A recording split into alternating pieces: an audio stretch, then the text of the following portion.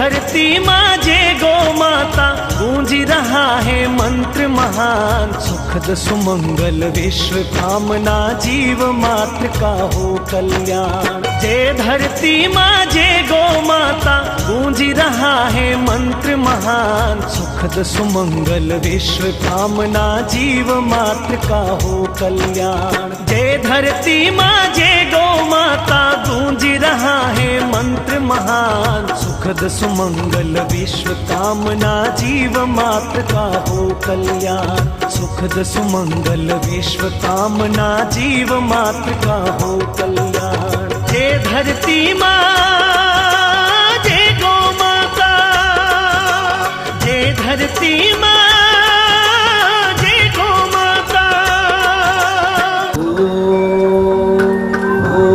भूर्भुवः स्वः तत्सवितुर्वरेण्यं भर्गो देवस्य धीमहि धियो यो नः प्रचोदयात्। अंतरात्मा में जो प्यास थी कि हमारे बीच गुरुदेव माता जी का प्यार लेकर के सदैव बीच पधारेंगे, 2014 के शरद उत्सव का यह सौभाग्य हम सबको प्राप्त हुआ है। पिछले 3 दिनों तक हिमालय की ठंडी में रहने से सदैव डॉक्टर साहब ने निर्मल गंगा अभियान, जो आज हमारे देश की सरकार भी करना चाहती, लेकिन सदैव ने उस आंदोलन को पहले से ही अपने आंदोलन में लेकर के कार्य प्रारंभ किया। और गंगोत्री हिमालय की यात्रा करके जैसे लौटे, विश्वविद्यालय के 3 दिन के व्यस्त कार्यक्रमों के बीच हमारे बीच आना, मतलब उन्होंने अपने स्वास्थ्य का जरूर ध्यान नहीं रखा। आपके लिए माँ वही होती है जो स्वयं रूखा सूखा खाती, गीले में सोती, बच्चों को प्यार बांटती है। सदैव डॉक्टर साहब का परिचय लोग अनेक रूपों में देते हैं कि देव संस्कृति विश्वविद्यालय के कुलाधिपति हैं, ब्रह्मवर्चस्व शोध संस्थान के निदेशक हैं, अखिल विश्व गायत्री परिवार के 11 करोड़ भाई बहनों के अग्रज बड़े भाई हैं। लेकिन जो मेरे ध्यान में मैंने उनका परिचय, जो मेरी अंतरात्मा ने लिया, वो बहुत ही अलग तरीके का है। जब सदैव गुरुदेव और माता जी के साथ स्थूल रूप में रहा करते थे, तो गुरुदेव माता जी ने योगीराज कृष्ण और राम की महती भूमिका निभाई। और उन्होंने अपने जो एक विधा थी वसीयत में देने के लिए उनके हाथ की लाठी कि इन सब बच्चों को इस राह पर चलाने के लिए ये पावन ब्रह्मदंड, जैसे आदि शंकराचार्यों की परंपरा में एक छड़ी होती है, ऐसे सदैव के हाथों में गुरुदेव और माता जी एक ब्रह्मदंड सौंप करके गए। और उस ब्रह्मदंड की शक्ति को सदैव लेकर के देश विदेश के कोने कोने में इसी रूप में जाते हैं कि मैं नहीं जाता हूँ, ये गुरुदेव माता जी की चेतना इस ब्रह्मदंड में है। और जिस शिष्य की इतनी परम श्रद्धा हो, जो अपने भाई बहनों के लिए अपना स्वास्थ्य, अपना खाना पानी, अपने व्यक्तिगत दिनचर्या भी नहीं वो देखते हैं, आप लोगों के लिए, इस देश के लिए, इस विश्व मानवता के पतन पीड़ा निवारण के लिए जो रात दिन चिंतन करते रहते हो, ऐसे विभूति को हमारे अग्रज सदैव को हमारे बीच पा करके हम गायत्री धाम के इस शरद उत्सव के विभूति सम्मेलन में उनका हार्दिक हार्दिक अभिनंदन और स्वागत करते हैं। और फूल खिला के स्वागत करेंगे। देखो फूल ऐसे खिलते हैं, सांस लेते जाओ और एक बार ओम बोलो तो सब लोग ओम।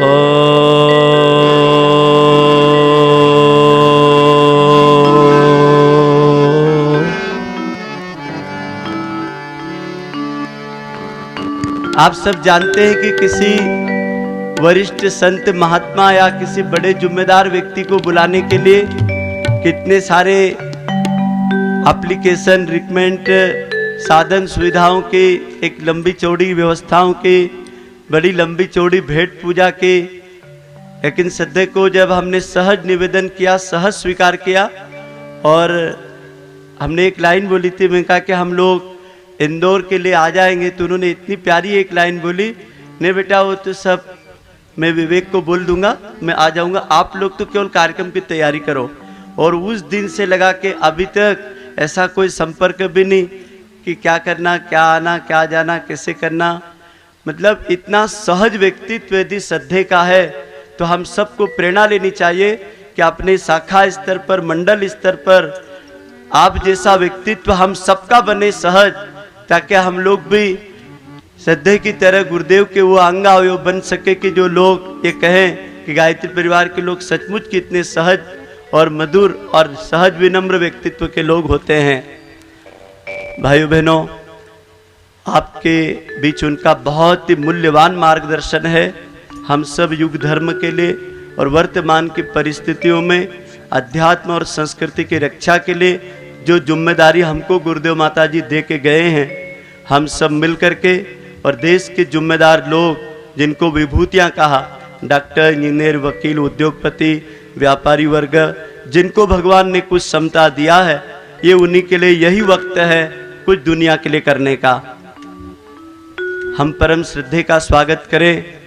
इसके भाव भरे आह्वान के लिए मैं गायत्री परिवार ट्रस्ट के ट्रस्ट मंडल के ट्रस्टी श्रद्धे महेश भाई सोनी से अनुरोध करूंगा कि वो श्रद्धे को उपवस्त्र माल्यार्पण करके हमारे गायत्री परिवार सेंधवा की ओर से आपका हार्दिक अभिनंदन करेंगे और हम सब लोग फूल खिला करके इसमें सहयोगी बनेंगे कि आप हमारे बीच पधारें और स्वागत के साथ बोलो भारत माता की।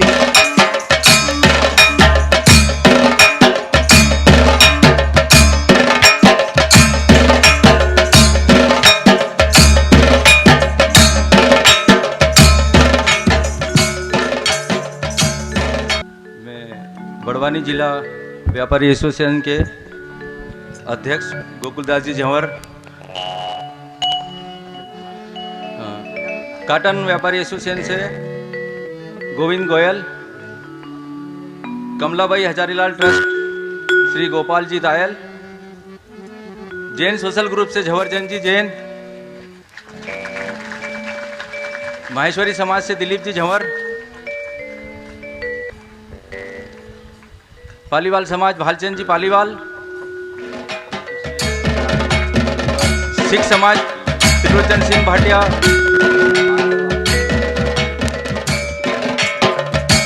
ये भालचंद जी पालीवाल जो है पूरा भारतीय संस्कृति ज्ञान परीक्षा का कार्य यही सेंधवा तहसील का पूरा देखते हैं और इन्हीं के मार्गदर्शन में भारतीय संस्कृति ज्ञान परीक्षा आयोजित होती है। तोताराम जी महाजन भूतपूर्व जिला पंचायत अध्यक्ष, धमनाला से रमेश चंद जी राठौड़, ये भी समाज सेवी है। गुप्ता समाज से सुंदरलाल जी गुप्ता, सरापा एसोसिएशन से विनोद जी सोनी, जायसवाल समाज से हमारे जायसवाल दादा, सेंधवा के जागरूक क्लब लायंस क्लब की ओर से बीएल जैन विजय मालवी साहब, डॉक्टर एसोसिएशन से डॉक्टर चोपड़ा और डॉक्टर अतुल पटेल, पीयूष जी बोरवाल इंदौर, कृष्णराज जी शर्मा खरगोन, ये शक्तिपीठ नाम देखते हैं शर्मा जी,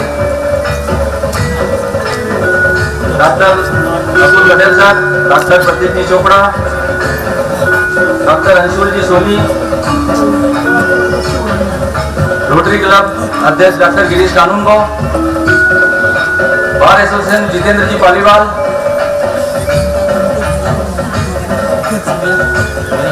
समाज सेवी श्री शरद भाई पालीवाल, आरएसएस के तहसील प्रमुख श्री मकरन जी हो,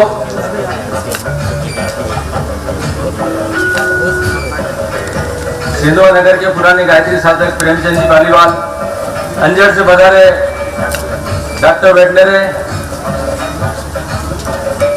इस पूरी व्यवस्था में जो टेंट का काम सुचारू रूप से हर प्रतिवर्ष देखते हैं, ऐसे मनोज जी जायसवाल हमेशा गुरु पूर्णिमा शरद पूर्णिमा उत्सव की पूरी तैयारी में कंधे से कंधा मिलाकर टेंट के साथ में वो भी खड़े रहते हैं। मनोज जायसवाल।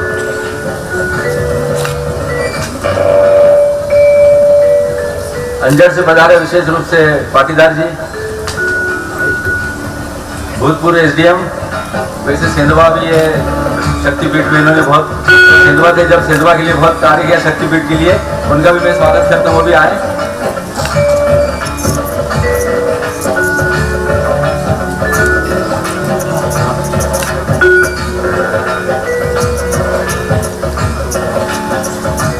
गांव से कथावाचक मोहन भाई जी वो भी आए। परम आदरणीय डॉक्टर साहब का स्वागत के लिए।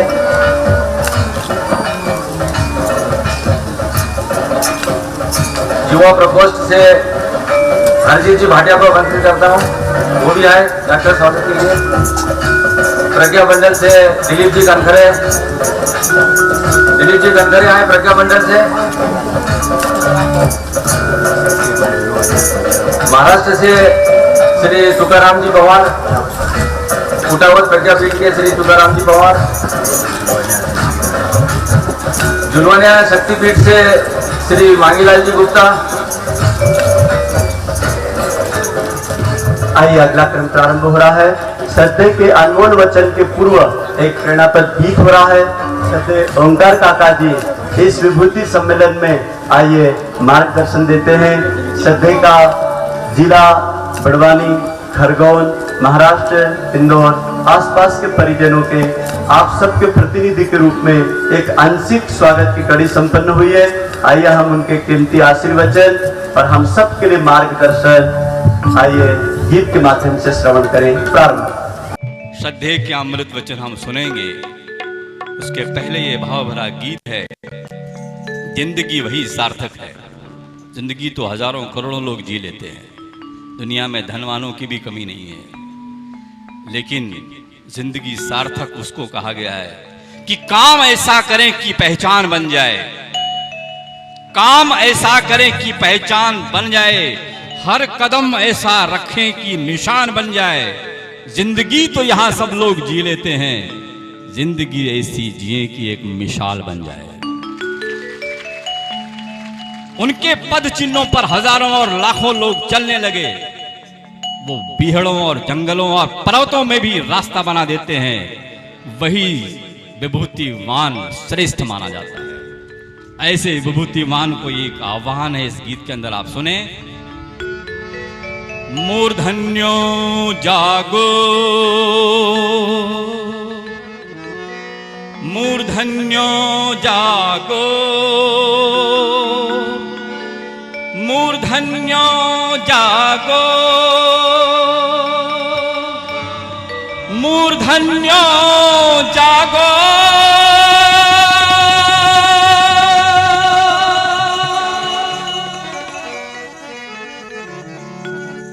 परिवर्तन के बिना न होता विभीषिका का नाश। मूर्धन्यो जागो, औरों से रही न कोई आस, रही न कोई आस। परिवर्तन के बिना न होता विभीषिका का नाश। मूर्धन्यो जागो, औरों से रही न कोई आस, रही न कोई आस। मूर्धन्यो जागो, मूर्धन्यो जागो, मूर्धन्यो जागो।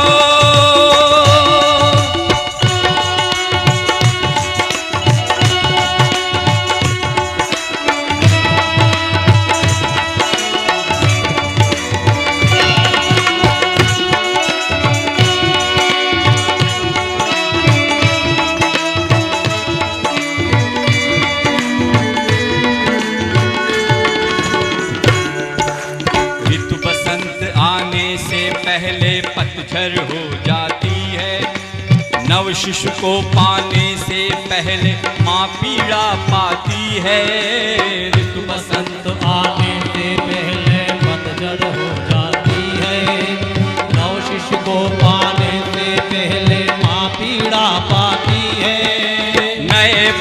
के लिए पुराने खंडहर ढाए जाते, नए भवन के लिए पुराने खंडहर ढाए जाते, ढाए खंडहर की छाती पर नए उठाए जाते, ढाए खंडहर की छाती पर नए उठाए जाते।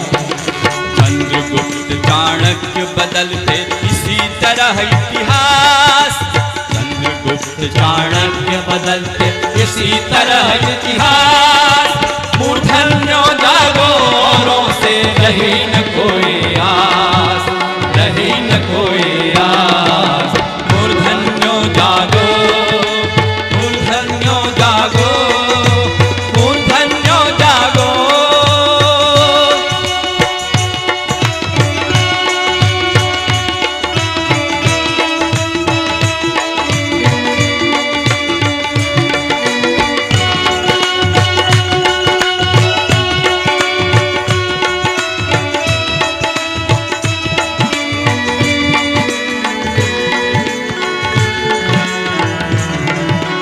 अवतारों की परंपरा है परिवर्तन लाने को, दिव्य चेतना धारण करती इस मानव बाने को।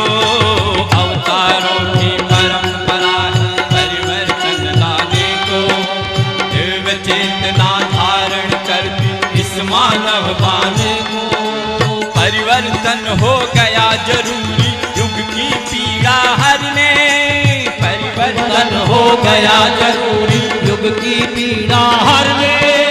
प्रज्ञा का अवतार हो रहा नई चेतना भरने, प्रज्ञा का अवतार हो रहा नई चेतना भरने।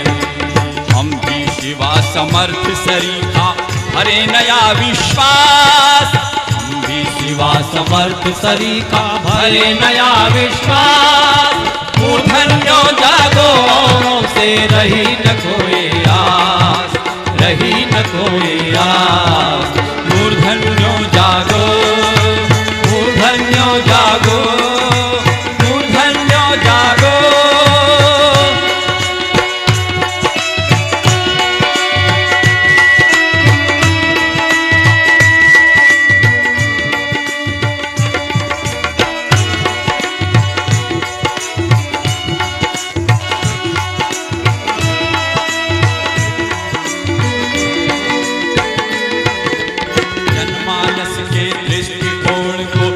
बदला जाना है, परशुराम का और बुद्ध का क्रम फिर दोहराना है।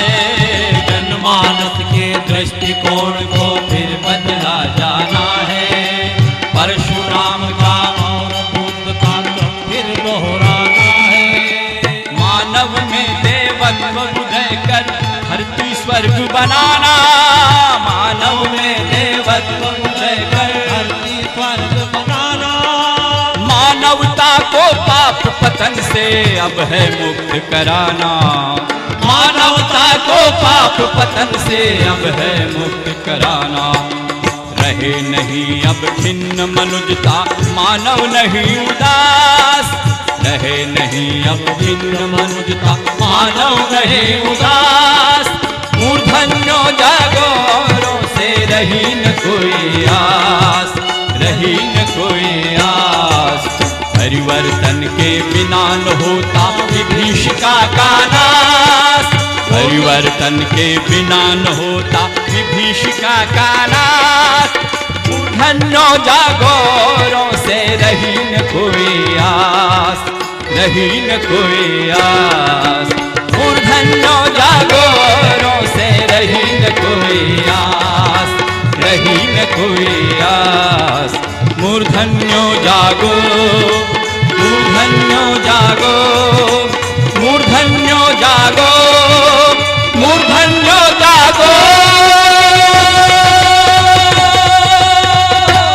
बोलिए भारत माता की, भारतीय संस्कृति की। कमर सीधी कर लें, दोनों हाथ गोद में रखें और प्रार्थना करें सभी एक साथ मिलकर कि हमारी बुद्धि सन्मार्ग की ओर चले। सद्बुद्धि देने वाला सुवति प्रेरयति लोकम कर्मणि ते सूर्य, हमारा सूर्य देवता, भगवान देवता सूर्य। भगवान कृष्ण गीता में कहते हैं कि सूर्य के माध्यम से मैं सारी देव शक्तियों को आकर्षित करके यहाँ बरसाता हूँ, जल के रूप में बादल। सूर्य रूप में वे अपने शिष्य को संदेश देते हैं कि ये जो गीता है ये मैं तुम्हें पहली बार सुना रहा हूँ। ज्ञान था, लुप्त हो गया था, परंतु सूर्य को सुनाते हैं। विवस्वान सूर्य का नाम है, विवस्वान। ऐसे सूर्य भगवान जो हमारे गायत्री मंत्र के देवता हैं, आइए उनके लिए हम प्रार्थना करें कि हमारी बुद्धि को कभी भी गलती से भी दुर्मति के मार्ग पर न जाने दें, कभी भी हम गलती से गलत मार्ग पर न चले जाएं। हमारी गलती हो सकती है, हम कभी गलत मार्ग में भटक जाएं। अहंकार, उन्मत्तता, मद, क्रोध, वासना, तृष्णा, ये सब हमारे ऐसे आसुरी बल हैं जो हमें खींचते रहते हैं सतत। आपस में एक दूसरे के प्रति द्वेष, ईर्ष्या, कुटिलता, ये सारी चीज़ें हमें खींचती रहती हैं। तो इनके माध्यम से हम अपना जीवन न बिगाड़ दें। भगवान आप हमें संभालते रहना, आप हमें टिकाए रहना अपने इस संसार में। इस भाव से गायत्री मंत्र एक साथ बोले। ओम भूर्भुवः स्वाहा तत्सवितुर्वरेण्यं भर्गो देवस्य धीमहि धियो यो नः प्रचोदयात्। ओम गुरुर्ब्रह्मा गुरुर्विष्णु गुरुरेव महेश्वरः गुरुः साक्षात् परब्रह्म तस्मै श्री गुरुवे नमः। अखण्डमण्डलाकारं व्याप्तं येन चराचरं तत्पदं दर्शितं येन तस्मै श्री गुरुवे नमः। मातृवत् लालयित्री च पितृवत् मार्गदर्शिका नमोस्तु गुरुसत्तायै श्रद्धा प्रज्ञायुता चया, श्रद्धा प्रज्ञायुता चया। परम पूज्य गुरुदेव और परम वंदनीय माता जी की सूक्ष्म उपस्थिति में यहाँ बैठे हमारे सभी देवतुल्य भाइयों, देवी स्वरूपा बहनों, शक्ति स्वरूपा माताओं, विभिन्न क्षेत्रों से पधारी हुई विभूतियाँ, हमारे बड़वानी, खरगोन और आसपास के ज़िलों के, हमारे इंदौर से लेके भोपाल तक सभी क्षेत्रों से आए हुए कार्यकर्ता भाइयों बहनों, सभी गुरुदेव के प्राणवान लाडलों और सभी जिन्होंने गुरुदेव का स्नेह पाया है, वंदनीय माता जी का स्नेह पाया है और आज यहाँ गायत्री धाम में केवल इसलिए आए हैं कि हमें कुछ सुनना है, हमें कुछ समझना है, आगे के लिए मार्गदर्शन पाना है। आज शरद पूर्णिमा है, कोजागरी पूर्णिमा भी कहते हैं इसको। और ये शरद पूर्णिमा जो है, ऐसा कहा जाता है महारास होता है इस दिन। भगवान कृष्ण महारास करते हैं। महारास कुछ नहीं है, युग परिवर्तन के लिए सन्निध युग आत्माओं का मिलन है एक प्रकार से। महारास को लोगों ने अपने मन से गढ़कर वैसा बना दिया जिसमें कि उसका अश्लील स्वरूप आने लगा, पर वो महारास नहीं, भगवान कृष्ण के रूप में परमात्मा, भगवान गोपिकाओं के रूप में हमारी आत्मा, और वो समर्पण के लिए आतुर आत्मा कि हम युग परिवर्तन के लिए अपने आप को समर्पित करना चाहते हैं। वो आज के दिन इकट्ठे होते हैं, इकट्ठे होकर के भगवान को आश्वासन देते हैं कि भगवान हम आपके लिए हैं, हम आपके ही रहेंगे, हम सदैव आपके बने रहेंगे। ये शरद पूर्णिमा का आश्वासन है। शरद पूर्णिमा इसी निमित्त बनाई जाती है। ऐसा कहा जाता है शरद पूर्णिमा के दिन चंद्रमा का जो अमृत है वो अमृत बरसता है, और वो अमृत बरसता है तो उस अमृत का पान करने के लिए भी आप लोग आए हैं। मैं भी आया हूँ, मैं भी स्वार्थी हूँ। मैंने सोचा कि ये इस धाम में बैठ कर के उस अमृत का पान करेंगे खुले आसमान में। मैं जहाँ रहता हूँ शांति कुंज, वहाँ भी खुला आसमान है, सब कुछ है, परंतु इतना ज़्यादा व्यस्तता का समय है कि वहाँ पे इतनी फुर्सत नहीं मिल पाती जितनी आज आप लोगों के बीच में मिल पा रही है। आपको लगता होगा इतना तो सुबह से शाम तक रूटीन है, व्यस्त है, कुछ है। ऐसे में डॉक्टर साहब ऐसा कैसे कह रहे हैं कि बहुत अच्छा महसूस कर पा रहा हूँ। अपनों के बीच में अच्छा नहीं महसूस करेंगे तो कब महसूस करेंगे बताओ। जब अपने अपने आसपास बैठे हों और अपने लोग, अपने परिजन, अपने वो जो दिन नहीं देखते, रात नहीं देखते और दिन रात एक ही काम में लगे रहते हैं, परम पूज्य गुरुदेव के विचार को, ज्ञान को सब जगह पहुंचाना है। योग सूत्र में एक सूत्र आता है, तप स्वाध्याय ईश्वर प्राणिधाना। योग सूत्र पतंजलि के द्वारा लिखा गया है। उन्होंने कहा ये 3 सूत्र हैं, तप, स्वाध्याय, ईश्वर प्राणिधान। तप यानी कठोर तप, संघर्ष, अपने आप से संघर्ष, अपने आप से जबरदस्त मुकाबला कि हम विलासिता में, आराम में इस शरीर को बर्बाद नहीं होने देंगे, मन को बर्बाद नहीं होने देंगे, नकारात्मकता में घिरकर अपने मन को परेशान नहीं होने देंगे। ये तप है। और इस तप के लिए लोगों ने कई कठोर तपश्चर्याएँ की हैं, तितिक्षाएँ की हैं। किसी ने बर्फ़ के आगे लेट गए, बर्फ़ पर लेट गए, सिल्ली पे लेट गए, बर्फ़ की सिल्ली पे, कोई आग के सामने बैठ गया, कोई हाथ खड़ा करके खड़ा हो गया, कोई तरह तरह के तप चले। पर वो तप असली तप वो है जिसमें हमारे पूर्व जन्मों के कुसंस्कार गलें। पूर्व जन्मों के कुसंस्कार गलें, उसके लिए चित्त का शोधन हो, और चित्त जो है हमारी शुद्धि होगी, तब जाकर के हमारा तप सार्थक होगा। उस तप के लिए आपको सबसे पहले अपना मन साफ करना पड़ेगा। मन मैला होगा तो मन में तरह तरह की बातें रहेंगी और वही कुसंस्कार बनकर हमारे शरीर को बीमार करती रहेंगी, हमारे अगले जन्म को निर्धारण करती रहेंगी कि अगला जन्म इसका कहाँ होना है। जितना हम दूसरों के बारे में ईर्ष्या की बात सोचेंगे, जितना दूसरों के मन में राग की बात सोचेंगे, उतना ही हमारा मन गंदा होता जाएगा।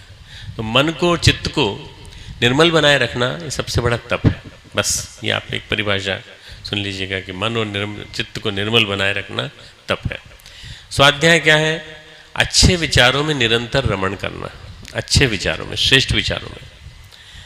जो महापुरुष होते हैं वो हमेशा श्रेष्ठ चिंतन में लिप्त रहते हैं। लगता तो है कि शांत बैठे हैं, मालूम नहीं क्या सोच रहे हैं, पर जो सोच रहे हैं वो अच्छे विचार सोच रहे हैं, अच्छे विचारों में लिप्त हैं।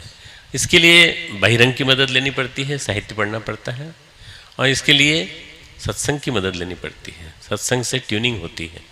सत्संग से हमको ये पता चलता है कि वास्तव में सत्संग के माध्यम से हमें जो ज्ञान नहीं था वो ज्ञान कैसे मिले। नहीं तो आप चले जाइए कंप्यूटर पे, ढेर सारा ज्ञान मिल जाएगा आपको, पर वो ज्ञान नहीं, विज्ञान है। आज के युग का विज्ञान कंप्यूटर है। Bombardment of information, bombardment of technology, इतना सारा विस्फोट है, इतना बड़ा विस्फोट है कि उसने सारी दुनिया को हिला के रख दिया। पिछले 20 सालों में तो अच्छी तरह से हिला के रख दिया। जिसके हाथ में देखो सेलफोन, जिसके हाथ में देखो वो दिखाई पड़ता है आईपैड, जिसके हाथ में देखो छोटे छोटे, हर जगह कहीं कोई ज़रूरत ही नहीं किसी को कैमरामैन बुलाने की। वो उसमें कैमरा भी है, कैमरे से फ़ोटो भी लेते रहते हैं, भेजते रहते हैं, फेसबुक भी है, दुनिया भर की चीज़ें हैं। ये क्या हो गया है? ये स्वाध्याय का एक गलत स्वरूप हो गया है। स्वाध्याय किससे किया जाता है? स्वाध्याय किया जाता है आत्मचिंतन के द्वारा।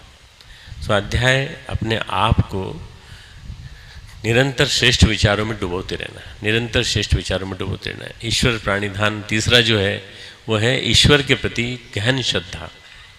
ईश्वर को अपने अंदर घोल लेना, अपने अंदर घुला देना पूरी तरह से। ईश्वर है अच्छाइयों का नाम, उत्कृष्टता का नाम, श्रेष्ठता का नाम, सत्प्रवृत्तियों का नाम। इस ईश्वरत्व को अपने जीवन में घोलना और अपने जीवन में घोल करके इस तरह से पी जाना कि जैसे हमारे मेवालाल जी ने यहाँ पर इतना ज़्यादा प्राकृतिक चिकित्सा और पंचकर्म से लेके दुनिया भर की चीज़ें जितनी भी यहाँ पंच प्रयोग कर रखे हैं, वो किस लिए? जज्ब करने के लिए। अच्छाइयों को, अच्छी चीज़ों को जज्ब करिए, औषधियों को अपने अंदर अवशोषित करिए। इसी तरह से ईश्वर को अपने अंदर अवशोषित करना, ईश्वर प्राणिधान, ईश्वर के प्रति अपना पूर्ण समर्पण दिखाते हुए उनके बताए हुए रास्ते पे चलना, उनके बताए हुए मार्ग पे चलना। यही काम परम पूज्य गुरुदेव ने किया और यही काम स्वामी विवेकानंद ने किया। उन लोगों ने उस जमाने में जब उनको मालूम भी नहीं था, स्वामी विवेकानंद को तो जानकारी थी, पढ़े लिखे थे, बहुत ज़्यादा विद्वान थे, परंतु उनको ये नहीं मालूम था कि जिसके हाथ में अपने आप को सौंपने जा रहे हैं ये आदमी उनके साथ करेगा क्या। वो अपने गुरु के पास गए और गुरु के पास होने वाले गुरु के पास गए और कहा कि आप मुझे भगवान दिखा सकते हो। उन्होंने भगवान दिखा दिया। उन्होंने हाथ लगाया, उंगली लगाई, चमत्कार हो गया, पूरी बिजली में करंट जोड़ गया, झटका दौड़ गया पूरी पूरी बिजली में। और विवेकानंद घबरा गए, क्या हुआ? बोले ईश्वर दिखा रहा हूँ, ईश्वर, इसको कहते हैं ईश्वर। दुनिया का दुख दर्द, दुनिया की पीड़ा, ये है ईश्वर। अगर ये समझ में आ जाएगा तो तुझे सब कुछ समझ में आ जाएगा। उन्होंने कहा ये बहुत परेशानी दे रहा है, आप मुझे बंद कर दीजिए, ये सब चमत्कार दिखाई पड़ रहे हैं, दुनिया भर के भगवान के कई तरह के दर्शन दिखाई दे रहे हैं। अगर आपको देखना हो भगवान का दर्शन कैसा होता है तो 11वां अध्याय गीता का पढ़िएगा, विश्व विराट रूप दर्शन योग, विश्व रूप दर्शन योग, पूरा के पूरा इसी से भरा हुआ है। भगवान आपकी दाढ़ों में सब लोग जा रहे हैं, विकराल दाढ़ों में सारे भीष्म, कर्ण और सब के सब, जिसके प्रति उसके मन में ईर्ष्या है, जिसके प्रति उनके मन में उसके मन में है, उन सब का नाम लेते हुए कहता है। आम जनता को भी कहता है कि आम जनता भी उसी में पिस रही है बुरी तरह से, हजारों लाखों करोड़ों व्यक्ति उसमें जा रहे हैं। और न जाने कितने सूर्य प्रकाशित हो गए, इतना तेज आपका दिखाई पड़ रहा है मुझे। आप हैं कौन? आप कौन है? कौन वीर, कौन से पुरुष हैं आप? बोले मैं काल पुरुष हूँ, और मैं महाकाल हूँ, बड़ा हुआ काल हूँ, और मैं एक प्रकार से इसको नष्ट करने के लिए आया हूँ, इस दुनिया को, खराब दुनिया को नष्ट करने के लिए आया हूँ।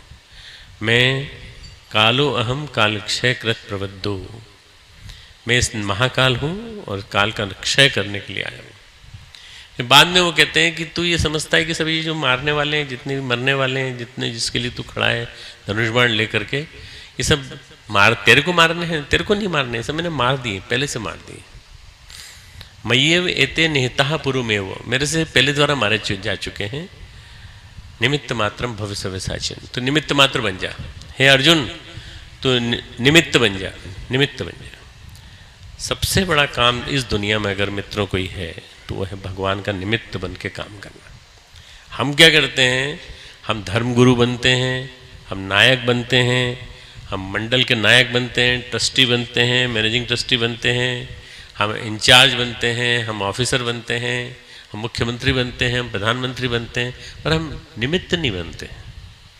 जो निमित्त बन गया उसने सब कुछ पा लिया। भाई भगवान कर रहा है, हम थोड़ी कर रहे हैं, भगवान कर रहा है। हमको तो निमित्त बना लिया उसने। अगर हम कर रहे हैं तो आपको गलतफहमी है, ऐसा बार बार कहना, बार बार कहना, बार बार अपने आप को सुनाना, बार बार कहना, निमित्त मात्रम भव सव्यसाचिन। ये तो पहले ही मेरे द्वारा मारे गए, ये कर्ण वगैरह जो दिखाई पड़ रहे हैं तेरे को, इनके सबके प्राण तो मैंने पहले ही हर लिए, वीर्य और शक्ति इनकी हरण कर लिया, ये सब के सब मेरे द्वारा नष्ट कर दिए गए। पर अर्जुन है कि अभी कमज़ोर पड़ा हुआ है। अर्जुन को विराट रूप दर्शन देने के पहले जब अर्जुन से कहते हैं कुतस्त्वा कश्मलमिदम विस्मय संप्रसितम, हे अर्जुन तो ये किस विषम स्थिति में पड़ गया? तू कह रहा है कि मैं युद्ध नहीं करूँगा, तू कह रहा है मैं अपने दादाजी को नहीं मारूंगा, तू कह रहा है मैं अपने गुरु को नहीं मारूंगा, तू कह रहा है मैं अपने कुलगुरु को नहीं मारूंगा, तू कह रहा है कि मैं अपने जितने बुजुर्ग लोग हैं, जितने भी मेरे चाचे ताऊ साले जितने रिश्तेदार खड़े हैं सामने, इनसे युद्ध नहीं करूंगा। क्यों? इनको मार के मुझे मिलेगा क्या?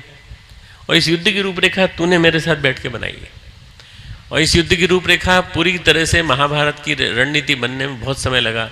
जब महाभारत की रणनीति बनी थी तब तू क्यों चुप था, और आज कैसे चुप हो गया? आज क्यों बोल रहा है तू कि मैं युद्ध नहीं करूंगा? जब मैं कौरव और पांडवों की सेना के बीच में लाके तुझे खड़ा कर दिया तब तू बोल रहा है न मैं योत्स्य, मैं युद्ध नहीं करूंगा, मैं युद्ध नहीं करूंगा। तो अर्जुन को फिर सुनाते हैं कि कार्पण्य दोषो अपहत स्वभाव। गीता की संस्कृत से डरना नहीं चाहिए कि संस्कृत की बड़ी कठिन होती है, संस्कृत समझ में नहीं आती, बड़ी सिंपल है, बहुत सरल है। कार्पण्य दोषो, कृपणता का दोष, अपहत स्वभाव, स्वभाव को जो अपहरण करके ले जाता है। कार्पण्य दोषो अपहत स्वभाव पृच्छामि त्वाम धर्म सम्मूढ़ चेता। तेरे ऊपर जो मूढ़ता आरोपित हो गई है वो उसी वजह से आरोपित हुई है, कार्पण्य दोष की वजह से। और इस कार्पण्य दोष की वजह से तू बहुत गड़बड़ा गया है। तो क्या हो गया है? क्षुद्रम हृदय दौर्बल्यम, तेरा क्षुद्रता, तेरे हृदय की दुर्बलता इसी कारण है। त्यक्तो तिष्ठ परंतप, इसको छोड़, उत्तिष्ठ, खड़ा हो जा, युद्ध गांडीव हाथ में ले, और परंतप, शत्रु विनाशकारी। परंतप का अर्थ होता है शत्रु विनाशकारी। अर्जुन शत्रु विनाशकारी। सबसे बड़ा शत्रु हमारा कौन है? सबसे बड़ा शत्रु हमारा है हमारे अंदर बैठी कमजोरियां, हमारा बैठा अंदर भय, रात में अंधेरे में नहीं जाएंगे, कहीं भूत ने पकड़ लिया तो, रस्सी पे पाँव पड़ गया तो लगता है सब सांप आ गया, और झाड़ी में अगर धोती अटक गई तो लगा कि कहीं भूत ने तो नहीं खींच ली कहीं। भय, भय, अनावश्यक भय। ये जो अनावश्यक भय है, ये भय से बचो। भय से बड़ा पाप कोई नहीं है। स्वामी विवेकानंद ने भी कहा है, माँ भई, माँ भई, माँ भई। भय से मत डरो, भय से मत डरो, भय से मत डरो।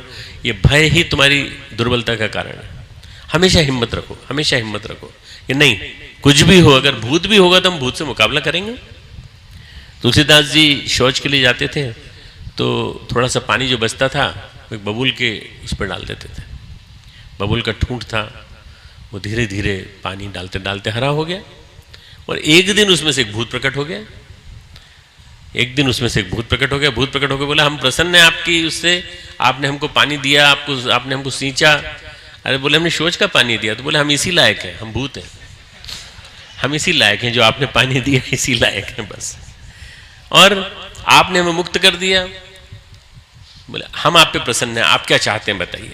भूत कुछ भूत प्रेत पितर जितने भी हैं, यक्ष किन्नर गंधर्व और जितने भी हैं, सब के सब कुछ न कुछ दान, कुछ न कुछ वरदान देने, अभिशाप देने के बजाय वरदान देने के लिए आते हैं। जो हमारे दिमाग में बैठा हुआ है कि नहीं भूत अभिशाप देता है, भूत ये देता है, भूत वरदान देने आया। भूत ने कहा कि आप मांगिए, मांगिए क्या चाहिए आपको। तो उन्होंने कहा, तुलसीदास जी ने, भाई अगर ऐसी बात है तो हमें राम सीता के दर्शन करा दो। हम तब से इतने दिनों से घूम रहे हैं, 70 साल हो गए हमें घूमते घूमते, और हम रामायण सुना सुना के थक गए। रामायण की चौपाइयाँ बनाई हमने, संस्कृत रामायण की चौपाइयाँ बनाई। तब तक रामायण नहीं लिखी थी, रामचरितमानस नहीं लिखा था। हम थक गए बुरी तरह से। हमको सीताराम के दर्शन करा दो तो फिर हम अपने आप लिखने लगेंगे और अपने आप बोलने लगेंगे। तो उन्होंने कहा कि भाई अगर वो मैं ही देख पाता अगर सीताराम को, तो मैं ही देख लेता ना, फिर तो कभी का मुक्त हो जाता। अगर मैं देख पाता सीताराम को, तुम्हें दिखा दूं, मैं भी देख लेता, तो फिर मैं मुक्त हो जाता। तो उन्होंने कहा नहीं, ये संभव नहीं है, ये संभव नहीं है, आप गलत फहमी में पड़े हुए हो। तो मैं एक काम कर सकता हूँ, आपको ये बता सकता हूँ हनुमान जी का पता क्या है। हनुमान जी एक मंदिर है वाराणसी का, उस मंदिर में नियमित रूप से आते हैं, कोड़ी के रूप में आते हैं, क्योंकि लोग उनको पहचान न लें, पाँव नहीं पकड़ लें उनका, और वो आके कथा सुनते हैं, राम कथा सुनते हैं। एक पंडित जी हैं, सिद्ध पुरुष हैं, उनकी राम कथा बड़ी प्रभावी होती है, बड़ी संगीतमय होती है। वो राम कथा सुनने आते हैं। हनुमान जी युगों युगों से जीवित हैं और युगों युगों तक जीवित रहेंगे, और वे वहाँ कथा सुनने आते हैं। आप जाके उनके पैर पकड़ लीजिएगा। मैं पहचानूंगा कैसे? बोले मैंने कह तो दिया कि बाईं तरफ की इस लाइन में वो एक कोड़ी के रूप में बैठे होंगे, वहाँ जाकर के आप उनके पाँव पकड़ लेना बस, छोड़ना मत उनको। आपको घिन तो नहीं लगती कहीं कोड़ से? तुलसीदास जी बोले नहीं मैं तो पकड़ लूँगा, मुझे तो भगवान अगर मिलते हो तो मैं ज़रूर पकड़ लूँगा, मैं कोई दिक्कत नहीं। फिर वो आपको मालूम है, पूरी कहानी मालूम है कि हनुमान जी जब कथा सुनने के बाद जाने लगे तो उन्होंने तुरंत पकड़ ली उनके पैर पकड़ने के बाद बोले उन्होंने छोड़ो मेरे पैर, दर्द कर रहे हैं मेरे पैर, तुमने मेरा स्किन निकाल दी, तुमने मेरे ये निकाल दिया। बोले नहीं आप कुछ भी हो, मैं तो छोड़ूंगा नहीं, आप मुझे राम लक्ष्मण के दर्शन कराओ। हनुमान जी ने पूर्ण रूप में आकर के उनको दर्शन दिए और कहा तुमको होंगे राम लक्ष्मण के दर्शन, राम सीता के दर्शन, पर सबसे पहले तुम चित्रकूट जाओ। चित्रकूट के घाट पर भई संतन की भीड़, तुलसीदास तर चंदन घिसे तिलक देत रघुवीर, आप लोगों को सब मालूम है। उसके बाद भी इसके पहले राम लक्ष्मण घोड़े पे चलते हुए चले गए, तब भी वो समझ नहीं पाए कि यही थे। तो बोले कि इस बार कहीं भटक नहीं जाए, ये बाला की ये जो आदमी है जिसको मैंने इतने प्यार से वरदान दिया है, कहीं गड़बड़ा नहीं जाए। तो उन्होंने कहा कि इसको ज़रा थोड़ा समझा देते हैं। तो वो तोता बन करके तब बोलने लगे जब राम और लक्ष्मण स्वयं तिलक करवाने के लिए आए वहाँ पर घाट पर। तो तुलसी मंदाकिनी के घाट पर जब तिलक करवाने आए, ये जो दृष्टि है मित्रों, ये तब खुलती है जब अपने अंदर का भगवान जाग जाए, अपने अंदर का भगवान जाग जाए। उनको राम और लक्ष्मण के दर्शन हुए और उसके बाद तुलसीदास जी ने उसके बाद जो लिखा वो रामचरितमानस बन गया। 90 साल की उम्र में लिखना चालू किया था, 120 साल की उम्र में उनकी मृत्यु हुई। शरीर छोड़ा उन्होंने, मृत्यु नहीं हुई थी, शरीर छोड़ा उन्होंने। दिव्य पुरुष थे, महापुरुष थे। मैं इसलिए सुना रहा हूँ ये छोटी छोटी कहानियाँ ताकि आपको समझ में आ सके कि ये जो शुद्रम हृदय दौर्बल्यम त्यक्तोत्तिष्ठ परंतप, ये जो है, ये दुर्बलता हमारे अंदर की जो कमजोरियां हैं, हमारे अंदर की जो मानसिकताएं हैं, हमारे अंदर की जो छोटी छोटी संकीर्णताएं हैं, हमारा पैसा वो तो नहीं ले जाएगा, हमारी पार्टनरशिप में हमने किसी से पैसा पार्टनरशिप कर रखी है, ऐसा तो नहीं कि वो मार लेगा पैसा। हम न जाने कितनी शंकाओं में आशंकाओं में इसमें उलझे पड़े हैं। आज का युग, आज का संसार सबसे खतरनाक संसार है। आज का समय सबसे बड़ा खराब है। आज भाई भाई को काटने को तैयार है और पैसे के लिए अपने पिता के सामने दो भाई लड़ते दिखते हैं तो कलयुग की पराकाष्ठा दिखाई पड़ती है। हमें ऐसा लगता है कि शायद ऐसा पहले कभी नहीं था, परंतु परम पूज्य गुरुदेव ने देव परिवार बसा दिया और देव परिवार बसा के कहा तुम्हारा कुछ नहीं है, सब कुछ भगवान का है, तुम ट्रस्टी हो केवल उसके, तुम्हारा कुछ नहीं है, तुम सब कुछ भगवान का मानो और ये मान के तुम ट्रस्टी हो उसके। जब ट्रस्टी मान लोगे भगवान को, जब ट्रस्टी बना दो, तुम ट्रस्टी बन जाओगे और भगवान को ये मान लोगे कि भगवान का दिया हुआ है, तो फिर उसके बाद तुम्हें कोई कमी नहीं होगी। मित्रों, आज ये समय जितना खराब चल रहा है उतना समय पहले कभी खराब नहीं था। आज सूक्ष्म जगत प्रदूषित है, कलुषित है, विभिन्न प्रकार के दुखी आत्माओं से परेशान है। न जाने कितनी दुखी आत्माएं आत्महत्या कर लेती हैं। एक लड़की के पीछे लड़का घूमता था बराबर कंटिन्यूस। एक घटना नहीं बता रहा हूँ मैं, हजारों लाखों घटनाओं का एक घटना, उसमें से एक घटना बता रहा हूँ। लड़की के पीछे लड़का घूम रहा है, तो बहुत सुंदर है, तू बहुत सुंदर है, तू शादी करेगी मेरे से। अब वो 12-13 साल की लड़की, 14 साल की लड़की क्या समझे, उसने घर जाके केरोसिन अपने सिर पर डाला और आग लगा ली। ऐसी न जाने कितनी घटनाएं रोज पेपर में आती हैं। तरह तरह के दुष्कर्म होते रहते हैं, तरह तरह के दुष्कर्म घर वाले ही करते रहते हैं, बड़े अपने घर के बड़े ही अपने घर की बच्ची के साथ करते रहते हैं। तो इसके बावजूद भी भगवान क्यों नहीं आता? भगवान कहता है ना, संभयामी आत्म माया, मैं संभवामी युगे युगे, मैं हर युग में आता हूँ। भगवान क्यों नहीं आता? भगवान को आना चाहिए ऐसे समय में। शायद और पीड़ा पतन हमको देखनी है अभी, पर हमारे जो जब तक प्रबुद्धों को हम नहीं जगा पाएंगे और हमारे प्रबुद्ध लोग इस मामले में जब तक अवेयरनेस, जागृति नहीं आएगी उनके अंदर, तब तक भगवान नहीं आएंगे। भगवान का मतलब है श्रेष्ठता, उत्कृष्टता। भगवान का मतलब है अच्छाइयों का साम्राज्य। और ये तब आएगा जब हम लोग सब मिलजुल करके ये प्रार्थना करेंगे कि इस तरह के अत्याचार बंद होना चाहिए। आपको मालूम होगा दिल्ली में घटना घटी थी जिसमें एक लड़की को इतनी बुरी तरह से मारा था, इतनी बुरी तरह से उसके साथ अत्याचार किया था, बलात्कार किया था 16 दिसंबर 2012 को, कि उसको, उसके साथी को, दोनों को अधमरा करके और बस से उतार के चले गए थे। और वो लड़की तो मरी गई, लड़की तो मरी गई क्योंकि लड़की के अंदर रॉड डाल करके पूरी तरह से उसके सारे अंगों को तहस नहस कर दिया था। आखिर क्या क्या क्या गलती थी उस लड़की की? एक ही गलती थी कि लड़की थी, बस एक ही गलती थी कि लड़की थी। दुराचार किया, सब कुछ किया, और उस अत्याचार की सजा आज तक कोर्ट नहीं दे पाई उनको। आखिर कौन सी कोर्ट है ये कौन सा न्याय है कि सारे के सारे साक्ष्य, सारे के सारे सबूत, सारे की सारी जनता उस लड़की के साथ होने के बावजूद भी आज भी न्यायालय न्याय नहीं कर पा रहा है। और आज भी न्यायालय के लोग ये नहीं कह पा रहे हैं कि नहीं, जो कुछ हुआ गलत हुआ और इनको फांसी तुरंत दे देनी चाहिए। जितने चारों छह पकड़े गए इन सबको फांसी दे देनी चाहिए। अगर आप एक बार फांसी देंगे तो मित्रों, मैं आपको अगली बार कहता हूं कि ऐसे दुष्कर्म सुनने को नहीं मिलेंगे आपको। एक बार आप दे दीजिए, एक बार दंड दे दीजिए, उसके बाद फिर दुष्कर्म सुनने को नहीं मिलेंगे। सऊदी अरब में और दुबई में अगर आप चोरी करते हुए पकड़े जाते हैं, दोनों हाथ काट देते हैं, तुरंत काट देते हैं। आप दोनों हाथों के साथ कटने के बाद तो आप श्रम नहीं कर सकते। इसलिए वहाँ चोरी कभी होती नहीं, कभी नहीं होती। चोरी की घटनाएं नहीं घटती। सऊदी अरब में तो और भी कड़े नियम हैं। मित्रों, ऐसा लगता है कि ऐसे भगवान की जरूरत है जो तुरंत दंड दे, तुरंत दंड दे। नहीं, प्रमाण चाहिए, वकील साहब आप आइए, वकील साहब आपकी तारीख फिर बढ़ जाएगी, फिर बढ़ जाएगी, फिर बढ़ जाएगी। अभी तक दंड नहीं मिला है। 2012 की घटना, 2014, 2 साल में हजारों लाखों लड़कियों के साथ दुराचार हो चुका है। अगर ये उस समय दंड दे दिया गया होता तो ये पिछले 2 साल में जो विक्षुब्ध आत्माएं जो मंडरा रही हैं आसमान में, जिनकी वजह से विक्षुब्ध है, जिनकी वजह से दुखी है सारा मानव जगत, वो नहीं, ऐसा नहीं होता, वास्तव में नहीं होता। अगर ये ऐसा हो गया होता, ऐसा मेरा मंतव्य है, मेरा मानना है कि जहाँ भी ये दंड दे दिए जाते हैं वहाँ उन दंडों के बाद फिर इस तरह के घटनाक्रम नहीं होते, क्योंकि आदमी डरता है, आदमी दंड से डरता है। शराब ने नुकसान किया है, मैं मानता हूँ, शराब का नुकसान है, मैं मानता हूँ। शराब में होश आदमी गंवा बैठता है और कर देता है कुछ। पर इतना जघन्य कर्म, इतना जघन्य कर्म कि सामूहिक दुराचार करना, मार देना, जान से मार देना, ये इस युग की ही एक पीड़ा है मित्रों, इस युग की। देखते देखते हमारे देश में बदलाव आया। अभी पिछले दिनों चेंज आया, आपने देखा। आप लोगों को लगता है कि कुछ बदलाव आएगा, आपको लगता है कि राजनीतिक दृष्टि से बदलाव आया है, तो देखते देखते परिवर्तन आएगा। मुझे ऐसा लगता है कि परिवर्तन की वेला से हम गुजर रहे हैं। ट्रांजिशन फेज, ये संधिकाल है। शाम जाती है, रात आती है, और रात आती है तो उसके पहले खूब घना हो जाता है अंधियारा, और उसके बाद फिर अंधेरा अपनी स्पीड से चलता है। सुबह जब आती है तो सुबह आने के पहले, जब सूरज आता है उसके पहले अंधकार पूरी चोट मारता है सूरज के ऊपर, तो आके तो दिखा।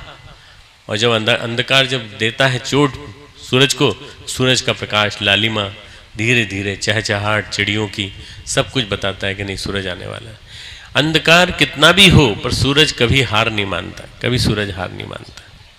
सूरज का काम है चलते रहना, चलते रहना, और चल रहा है, केवल कक्षा बदल गई पृथ्वी की। इस वजह से अंधकार हमारे यहाँ आया था। बस ये अगर हम लोग मान करके चलते हैं अगर, और अगर हमारे मन में ये विश्वास है कि हमें इस अंधकार से घबराना नहीं है, हमें इस अंधकार से लड़ना है, तो एक छोटा सा टिमटिमाता हुआ दीपक भी हमें प्रेरणा देता है। एक छोटा सा टिमटिमाता हुआ दीपक, वो लड़ता है, अंतिम लड़ाई लड़ता है, आखिरी समय तक लड़ता है। दीप हूँ जलता रहूँगा मैं, प्रलय की आंधियों से अंत तक लड़ता रहूँगा।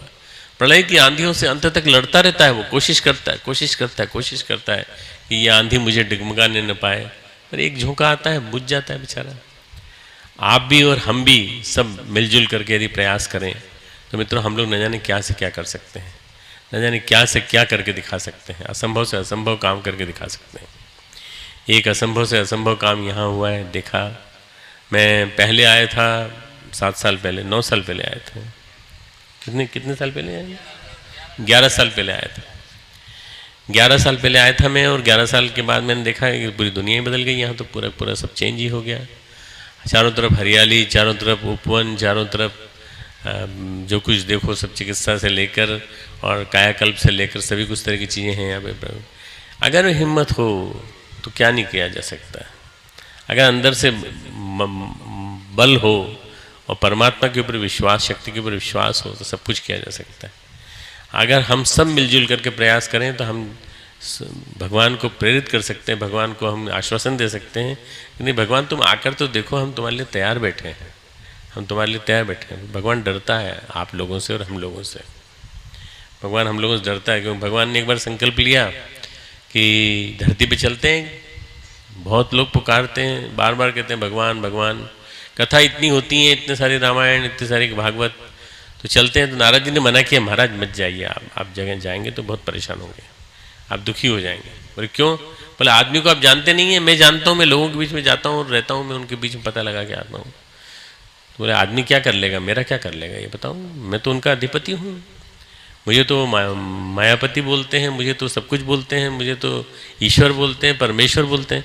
बोले आपको बोलते तो हैं पर वो मानते भी है कि नहीं मालूम नहीं, आप जाके देखो तो सही नीचे, तब पता चलेगा। नीचे आए तो उन्होंने कहा, एक जगह लेक्चर दिया, जैसे मैं लेक्चर दे रहा हूँ आपको, ऐसे लेक्चर दिया। और फिर लेक्चर के अंत की एक लाइन उन्होंने बोली कि मैं आप सबको ऐश्वर्य बांटना चाहता हूँ, मैं आप सबको चाहता हूँ आपके दुख कष्ट मिट जाए। आप चाहते हैं क्या? सबने एक स्वर से हाथ लगा उठाया कि हाँ हम चाहते हैं। तो उन्होंने पैसे लुटा दिए, ढेर सारे, खूब सारे, सबके हाथ में पैसे आए। अब लोग उनके पीछे पड़ गए, इसके पास तो खजाना है, न जाने कहाँ से लाया है, ये कौन आया है, ये महाराज जी न जाने कहाँ से आ गए, इनके पास तो खजाना है। महाराज भगवान भागे वहाँ से, तेजी से भागे। भगवान ने कहा मेरे पीछे ही पड़ गए लोग, तो मैं तो इनको एक नमूना दिखा रहा था कि भाई मैं तुम्हें देने आया हूँ, तुम लो, रखो और अपने पास रखो। बिना मेहनत की कमाई कभी टिकती नहीं है, बिना मेहनत की कमाई कभी रुकेगी भी नहीं। तो भगवान ने, जो एक पौराणिक कथा है, इसको ऐसे ही मानना है ना, ऐसा मत मानना कि सच में वैसा हुआ होगा। भगवान जाके बद्रीनाथ, केदारनाथ, गंगोत्री, यमुनोत्री जाके बैठ गए। उन्होंने कहा यहाँ तो नहीं आएगा ना कोई आदमी। तो इतनी देर में देखा कि सड़कों पे गाड़ियाँ चली आ रही हैं, ऊपर तक चली आ रही हैं, बड़ी बड़ी गाड़ियाँ, बसें की बसें भर भर के चली आ रही हैं, सब चार धाम की यात्रा करने आ रही हैं। पता चल गया भगवान वहाँ बैठा है, वहाँ आ रहा है भगवान। फिर वहाँ से फिर भागे, भगवान गए तो समुद्र में गए, समुद्र में जाकर के उन्होंने अपना स्थान बना लिया। समुद्र में जाकर के नीचे घुस गए, बेट द्वारका बना ली उन्होंने। कहा अब यहाँ तो नहीं आएगा कम से कम। तो देखा तो नाव में बैठ बैठ के लोग न जाने कितने हजारों लाखों चले आ रहे हैं उनके पास। पता चल गया उनको, जैसे जासूस सब जगह होते हैं ऐसे जासूस कहीं उनके भी भक्तों में होंगे। उन्होंने बता दिया होगा वहाँ बैठे हैं भगवान, चले जाओ हमें। भगवान को देखने के लिए जब सब लोग वहाँ जाने लगे तो भगवान ने फिर नारद को याद किया। भगवान नारद तुरंत प्रकट हो गए। बोले प्रभु बोलिए क्या बात है। बोले नारद बताओ मैं क्या करूँ, मैं ऊपर लक्ष्मी जी को बोल के आया था मैं जनता को प्रसन्न करके आता हूँ, और मैं किस मुँह से जाऊँगा ऊपर लक्ष्मी जी के पास। अब तुम बताओ मैं क्या करूँ। तो उन्होंने कहा भगवान एक मिनट इधर कान लाइए, मैं आपको एक बात बताता हूँ। कान में एक बात कही भगवान ने। भगवान प्रसन्न हो गए, बहुत बढ़िया। भगवान को जो बात कही नारद जी ने वो ये कही कि भगवान आप सबके हृदय में स्थापित हो जाइए, आप कहीं मत जाइए, आप चुपचाप आके सबके हर व्यक्ति के दिल में विराजमान हो जाइए। वही एक जगह है जहां आदमी देखता नहीं है, बाकी सब जगह देखता है। जब जरा नजरें उठाई देख ली तस्वीरें यार। ये जो है ना इस जगह भगवान है। ममे वांशो जीव लोके जीव भूत सनातन, मेरा ही एक अंश जीवलोक में यहाँ बैठा हुआ है। मनः षष्ठानि इंद्राणी कर्षति यह स। भगवान कृष्ण गीता में कहते हैं 15वें अध्याय में कि मेरा ही एक छोटा सा अंश हर व्यक्ति के अंदर विद्यमान है। उसको देखे तो सही, समझे तो सही, समझने की कोशिश ही नहीं करता है। अब जब भगवान इतनी क्लियर आश्वासन दे रहे हैं, गीता एक शाश्वत ग्रंथ है। गीता एक ऐसा ग्रंथ है जिसको कि पढ़ लेने के बाद आपको लगेगा कि वास्तव में गीता जीवन में हमारे लिए एक अमृत लेके आई है। हम सब अर्जुन हैं और हम सब के हृदय में दुर्बलता है, हम सब के हृदय में कमियां हैं, हम सब के हृदय में आस है, प्यास है, ईर्ष्या है, राग है, द्वेष है और चाह है, ढेर सारी कामनाएं, मनोकामनाएं। भगवान कहते हैं प्रजहाति यदा कामान सर्वान पार्थ मनोगता।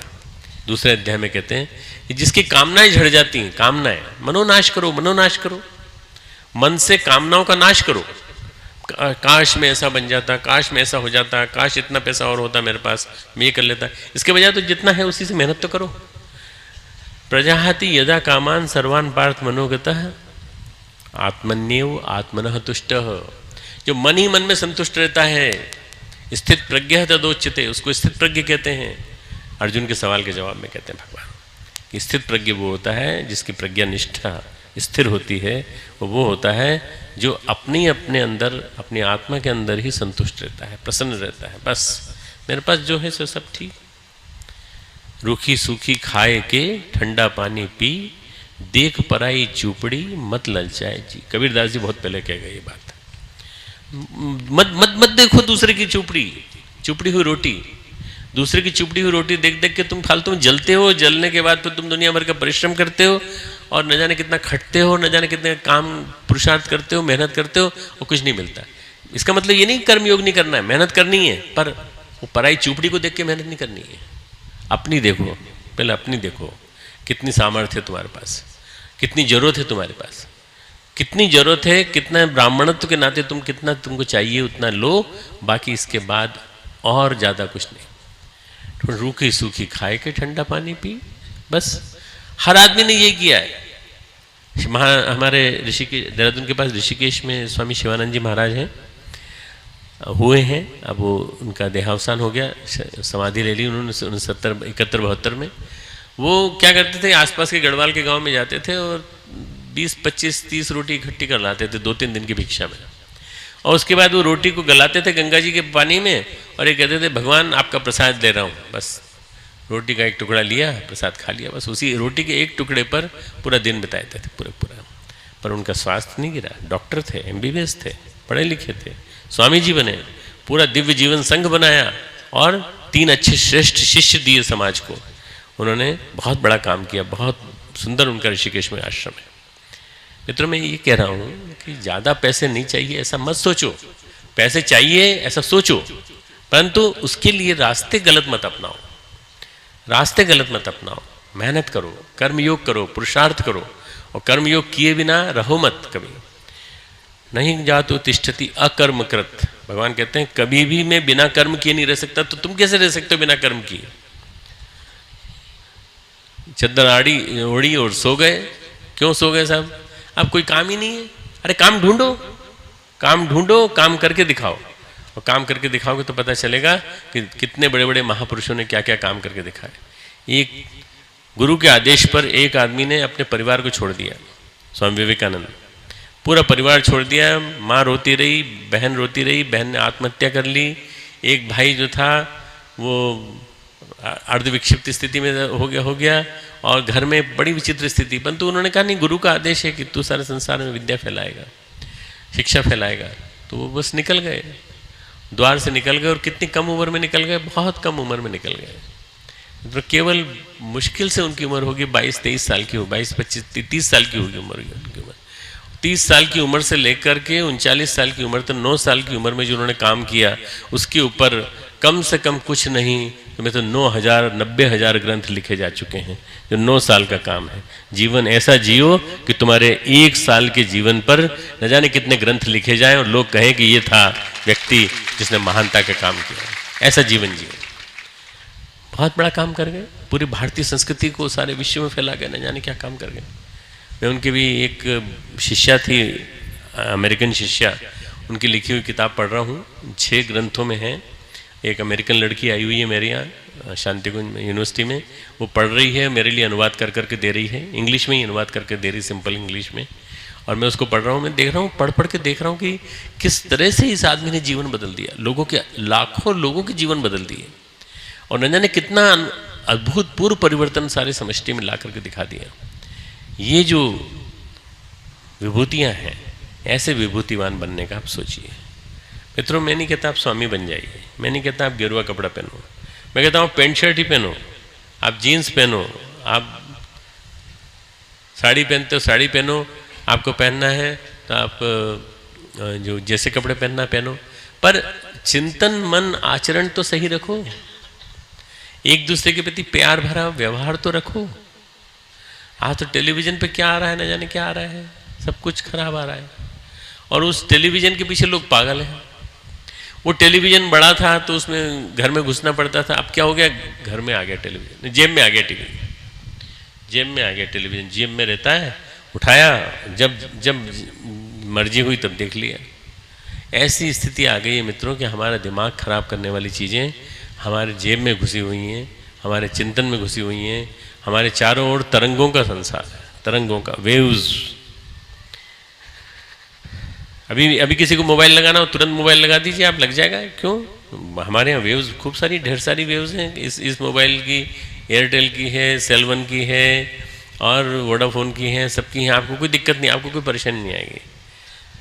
मोबाइल के क्षेत्र में तो इतने ज़्यादा आगे बढ़ गए हम, पर हम एक कदम भी नहीं चले और मोबाइल में इतना ज़्यादा आगे बढ़ गए। हम आध्यात्मिक क्षेत्र में एक कदम भी आगे नहीं बढ़े। आध्यात्मिकता के क्षेत्र में कहाँ हमारी गति कम हो गई।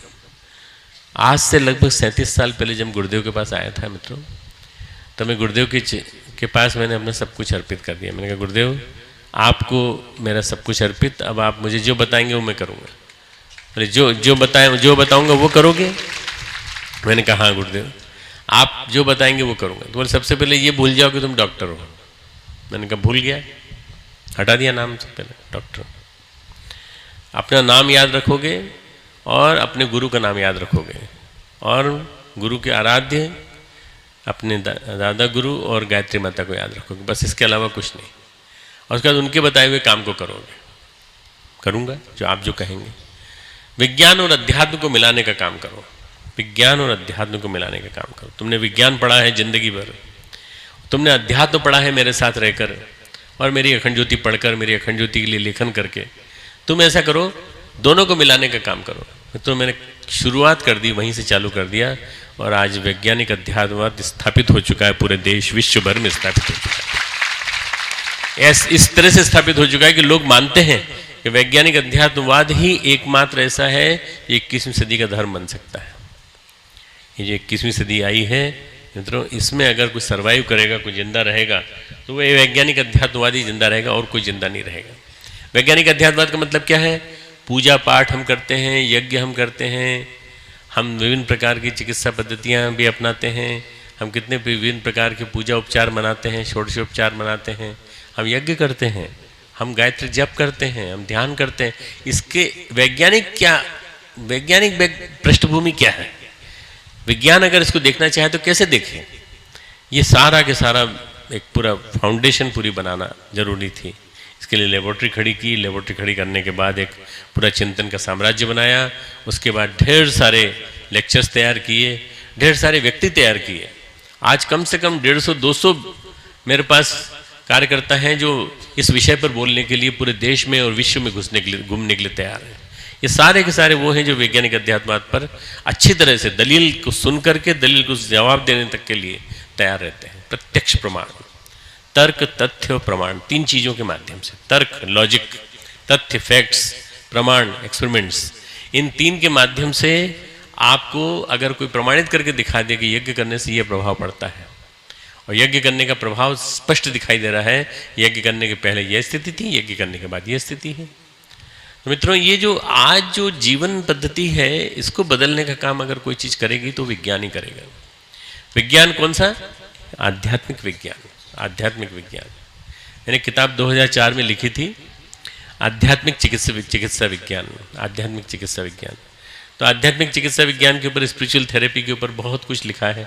उसमें भव रोगों के ऊपर लिखा है, भव बंधनों के ऊपर लिखा है, पूर्व जन्म के हमारे अवरोध कैसे संस्कार बनकर, कुसंस्कार बनकर हमारे इस जीवन में आते हैं। और हम डॉक्टर के पास जाके ब्लड देते रहते हैं, इतना ब्लड देते हैं कि जैसे कोई वो रक्त चूसने वाला वो दाना हो और हम अपना रक्त देने के लिए तैयार हो। ब्लड पे ब्लड दिए जाते हैं, स्पेसिमेन पे स्पेसिमेन दिए जाते हैं, पर किसी को ये नहीं मालूम कि ये तो संस्कार हैं और संस्कारों की चिकित्सा केवल गुरु कर सकता है। भव रोगों की चिकित्सा केवल मंत्र कर सकता है, भव रोगों की चिकित्सा केवल अध्यात्म कर सकता है और कोई नहीं कर सकता है।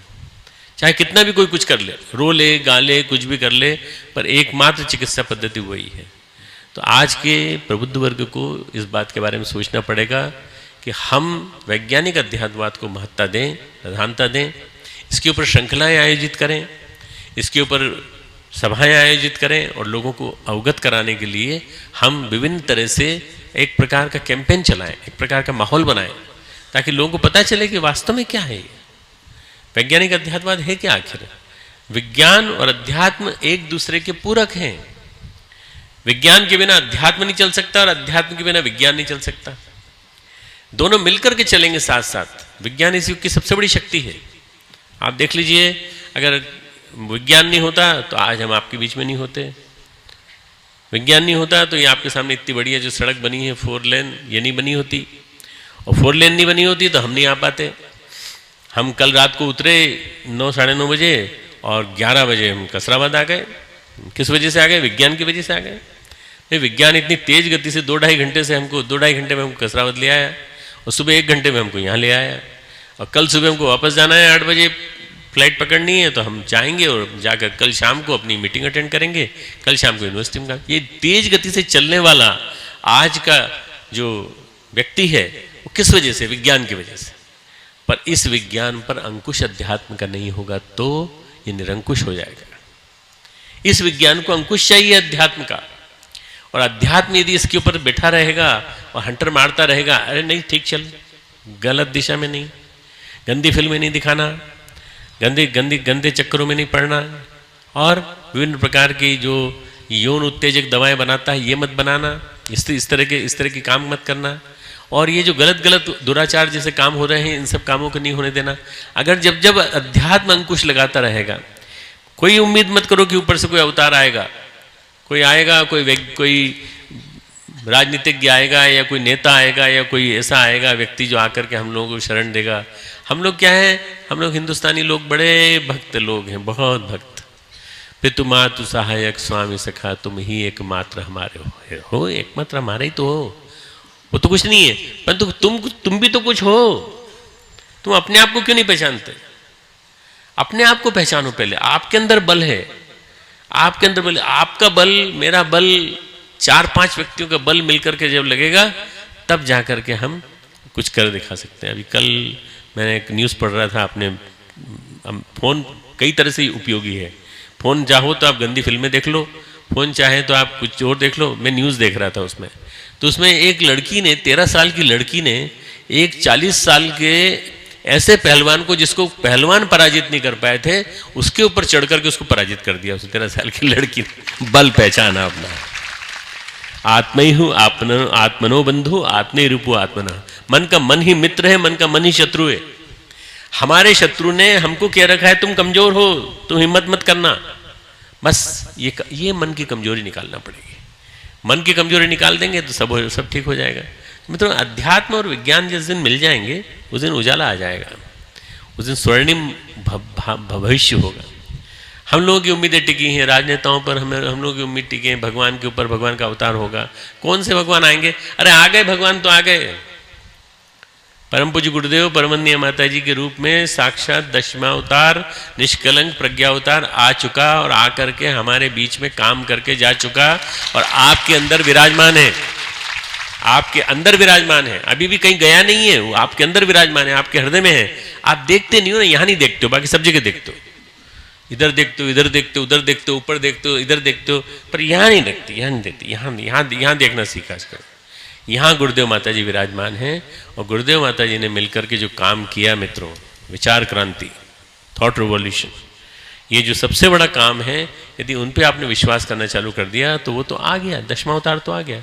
कैसे आएगा? घोड़े पे चढ़ के आएगा कल की अवतार, और वो क्या करेगा? वो तलवार चलाता हुआ आएगा और लोगों के सिर काटता हुआ चला जाएगा। पौराणिक कथन, गुरुदेव ने इसकी व्याख्या की कि वो अपने विचारों के द्वारा बुरे विचारों को काटता हुआ चला जाएगा। तलवार उसकी लेखनी होगी, उसकी लेखनी से, तलवार के माध्यम से, लेखनी के माध्यम से वो बुरे विचारों को काटता चला जाएगा। जब आपको विश्वास है इस बात का, जब आपको सब कुछ मालूम है, तो फिर आप क्यों घबराते हो? क्यों अपने मनोबल को कमजोर करते हो? आप तो ये मान के चलो कि आप बड़े सौभाग्यशाली हो कि आप इतने अच्छे माहौल में बैठे हो, इतने अच्छे सुंदर माहौल में बैठे हो। और इतने सुंदर माहौल में बैठ करके आज हम थोड़ी देर बाद, अभी तो गर्मी है थोड़ी सी, क्योंकि शरद पूर्णिमा अश्विन मास जो है उसमें गर्मी, धूप तेज होती है और जितना पानी गिरा था, एक्स्ट्रा पानी था बरसात का, उसको सुखाने के लिए बहुत ज़रूरत है प्रकृति को कि गर्मी तेज पड़े। फिर शाम के बाद फिर जब शरद पूर्णिमा का चांद आएगा, वो ठंडक आपके हृदय को शीतलता देगी और आपके हृदय को न केवल शीतलता देगी बल्कि आपको आश्वासन देगी कि वो जिस चीज़ की तुमको तलाश थी वो मैं हूँ, तुम चिंता मत करो।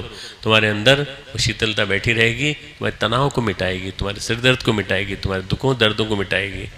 आप जरा मन में विश्वास बिठाने की कोशिश करिए।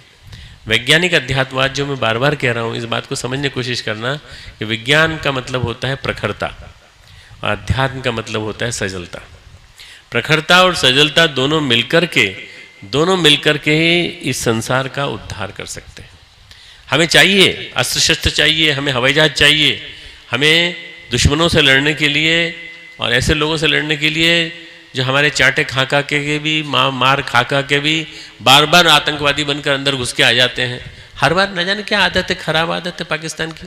जब भी आता है वो चांटे खाने के लिए आता है हमारे हिंदुस्तान में, वो अंदर आता है, मार खाता है, फिर वापस चला जाता है। हमारे देश में घुस आता है और हमारे देश में घुसकर हमारे देश में आतंकी घटनाएं घटने लगती हैं।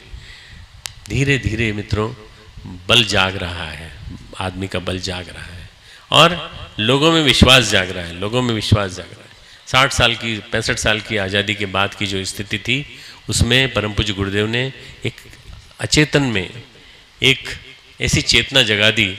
उस चेतना को जगाने के बाद अब एक ऐसा समय आ गया है कि अब बहुत तेजी से बदलाव आएगा। अब से लेकर 2014 से लेकर 2026 तक हमने 5 अभियान चालू किए हैं, जिनके बारे में अभी नहीं बोलूँगा, मैं शाम को बोलूँगा। गौ गंगा गीता गायत्री, गौ गंगा गीता गायत्री और 5वां गांव। ये 5 जो हैं, इन 5 का उद्धार, इन 5 के माध्यम से जन जन का उद्धार हम करेंगे। तो कौन कराएगा? गुरु कराएगा। गुरु की शक्ति से होगा ये 5 का उद्धार। इस तरह से हम लोग इसके बारे में बात करेंगे बाद में, परंतु आप ये मान करके चलिए कि ज़माना बदल रहा है, अच्छाई की ओर बदल रहा है। नहीं साहब, आप तो कह रहे थे अभी खराब हो रहा है और आप अभी तो कह रहे थे, अभी तो आपने अपनी बात अभी बदल दी। आपने कहा कि ऐसा क्यों नहीं होता कि हम फांसी पे चढ़ा दें इन लोग। मैं तो कहता हूँ, अभी भी कहता हूँ, दंड दिया जाना चाहिए, पर इनको रोकने के लिए जनबल इकट्ठा होना चाहिए, समूह बल इकट्ठा होना चाहिए। अनाचार रुकेगा कब? सदाचार जागेगा तब। जब सदाचार जागेगा तभी तो अनाचार रुकेगा। सदाचार चुप रहेगा तो कैसे जागेगा? इसलिए सदाचार को जागना पड़ेगा, एकत्र होना पड़ेगा, संगठित होना पड़ेगा, मिलजुल के काम करना पड़ेगा। और जितनी भी श्रेष्ठ आत्माएं हैं, जितनी भी आत्माएं जिस जिस रूप में जहाँ जहाँ विद्यमान हैं, उन सबको मिलजुल करके आगे आना पड़ेगा। मित्रों, ये समय बहुत विशेष है। 2014 से लेकर 2026 का 12 साल का समय। इन 12 साल के दिनों वर्षों में हम लोग बड़ी तेज़ी से बदलाव देखेंगे। और ये बदलाव जो होगा ये इतना विलक्षण होगा कि आप देखेंगे 10-12 साल के अंदर ही भारत का भविष्य बदल गया। भारत सारे विश्व का जगत गुरु बनने जा रहा है। भारत सारे विश्व का मार्गदर्शक बनने जा रहा है और विश्व गुरु बनकर सारे विश्व को मार्गदर्शन करने जा रहा है। मित्रों, यदि ये समझ में आपके आ जाए तो फिर आनंद आ जाए। वास्तव में ये हिम्मत रखने का समय है, धैर्य रखने का समय है और अपने बल को समेटने का समय है, संकलित करने का समय है। संकलन, बल का संकलन। हम सब मिलजुल करके एक साथ मिलके, ये दुर्गा सप्तशती में एक वाक्य आता है, सहस्त्रः सा अर्चः। तुम सब सहस्त्रों मिलकर मेरी अर्चना करो। सहस्त्र से मतलब है हजारों, लाखों, करोड़ों व्यक्ति मिलकर तुम लोग मेरी अर्चना करो और बल की उपासना करो। बल की उपासना करो। बल की उपासना करने के लिए हमारे पास बल अपना ही नहीं है तो क्या नहीं। जो स्वयं बहुत निर्बल हो, औरों को क्या बल देगा? अगर आप ही खुद निर्बल हो तो दूसरों को क्या बल दोगे? आप खुद सोचो कि आपके अंदर वो बल है क्या?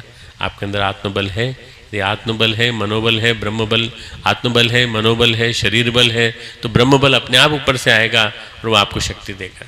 आप खुद अपने अंदर के भगवान को पहचानो, भगवान को पहचान करके आगे बढ़ने की कोशिश करो। देखते देखते परिवर्तन दिखाई पड़ने लगेगा। खूब खूब मंगल कामनाएं परम पूज्य गुरुदेव, परम वंदनीय माता जी के ढेर सारे आशीर्वाद।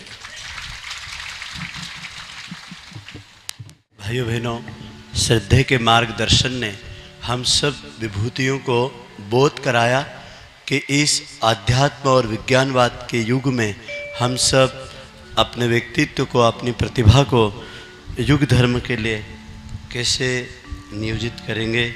और निश्चित है कि हम सब विभूतिवान भाई बहन विभिन्न जिलों, प्रांतों, राज्यों से नगर के जिम्मेदार भाई बहन यहाँ बैठे हुए हैं। दाहिना हाथ उठा करके सब लोग मेरे बात बोलेंगे। राष्ट्रीय एकता एवं समता के प्रति निष्ठावान रहेंगे। जाति, लिंग, पंथ, संप्रदाय के प्रति कोई भेदभाव न बरतेंगे। भारत माता के लिए, युग धर्म के लिए कंधे से कंधा मिलाकर पंच महाअभियान के लिए, सप्ताह आंदोलन के लिए अपना समय, साधन, प्रभाव, ज्ञान, पुरुषार्थ एवं धन का एक अंश बिन मांगे लोक मंगल में उदारता पूर्वक लगाते रहेंगे। हे महाकाल, ऐसी हमें मनोवृत्ति प्रेरणा देते रहना। अब हाथ जोड़िए। अभी तो मान के चलो कि श्रद्धे महाकाल की चिट्ठी लेकर के आए थे और उन्होंने अपने अंतःकरण से हम सब भाइयों को बोध कराया कि ये कौन सा क्षेत्र है और हम आपको किस समय पर भगवान ने उनका सहयोगी पुत्र बनाने का आह्वान किया है। आप में से कितने भाई बहन ऐसे हैं जिन्होंने गायों के ऊपर काम किया? वो लोग हाथ ऊंचे करो। जिन्होंने केवल गाय पे काम किया हो, गायों को बचाने के लिए, गौ के पालन के लिए, गौशाला प्रोजेक्ट को स्वावलंबी बनाने के लिए। कितने भाई बहन ऐसे हैं जिन्होंने अपने गांव को अच्छा आदर्श गांव बनाने के लिए कुछ काम शुरू किया हो कि गांव में गंदगी साफ करी हो, गांव में कौमी एकता पैदा करी हो, गांव में से कुरीतियां दूर करी हो, मृतक भोज दूर करा हो, गांव के अंदर की जाति पाति, ऊंच नीच और मंदिरों में प्रवेश के प्रतिबंध तोड़े हों। बहुत अच्छा। ऐसे कितने लोग हैं जिन्होंने अपने गांव की नदी तालाबों को जिंदा रखने के लिए सामूहिक श्रमदान की श्रृंखला बनाई हो, नदियों की स्वच्छता करी हो, तालाबों की स्वच्छता करी हो, पानी रोकने पे काम किया हो। कितनी बहनें ऐसी है जो बाल संस्कार शालाओं को चलाती है। कितने भाई लोग ऐसे हैं जो युवाओं को जोड़ने के लिए युवा प्रकोष्ठ चलाते हैं। बहुत सुंदर। इतने हाथ जो खड़े हुए हैं, यही श्रद्धे के सच्चे पुष्प हैं, यही श्रद्धे की सबसे बड़ी सम्मान की निधि है। क्योंकि आपका आगमन मात्र शरद उत्सव के लिए नहीं हुआ है। वह हमेशा कहते थे, बोले गुरुदेव जिसको अपना हृदय कहते थे, उस हृदय ने शांति कुंज के अंदर और क्षेत्र और शाखाओं में जो रोल मॉडल का काम किया है, तो मैं उन परिजनों के बीच में मेरे को गुरुदेव स्वयं भेजते हैं। मेरे अंदर की वो प्रेरणाओं को सतत कहते रहते कि बेटा तुमको उनके बीच जाना है और उनको प्रोत्साहन देना है। कल वीरेश्वर बाबू जी का मेरे पास फोन आया तो यही बोले श्रद्धेय डॉक्टर साहब का आगमन आप लोगों के लिए एक प्राण का रूप लेकर के आ रहा है। मतलब वो सहज मेरे को बोल रहे हैं, बोले बेटा बोले कि क्षेत्र में बोले ऊर्जा का नूतन संचार होगा। वो हरिद्वार से ऐसा बोल रहे हैं। तो निश्चित है कि दुर्गा भवानी की साधना नवरात्रि की करके सीधे डॉक्टर साहब हमारे बीच यदि आए हैं तो दुर्गा का प्यार देने के लिए आए हैं।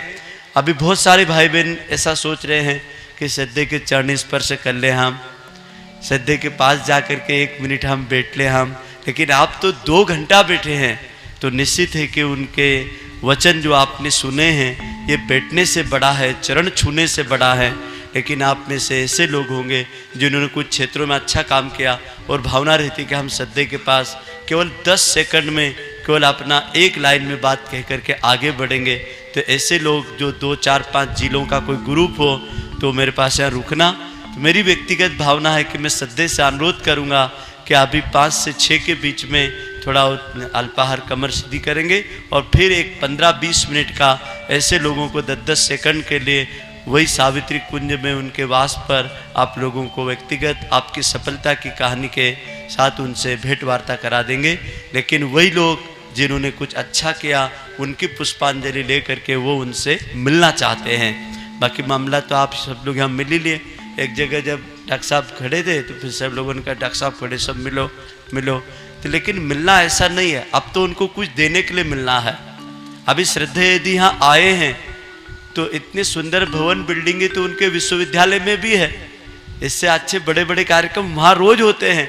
लेकिन यहाँ कुछ आने का कारण है कि वो बच्चे लोग जो छोटे छोटे उम्र के यदि जंगल में इस प्रकार का कार्य कर रहे हैं उस अभावग्रसित क्षेत्र में, तो हमारे जाने से उनको प्रोत्साहन मिलेगा।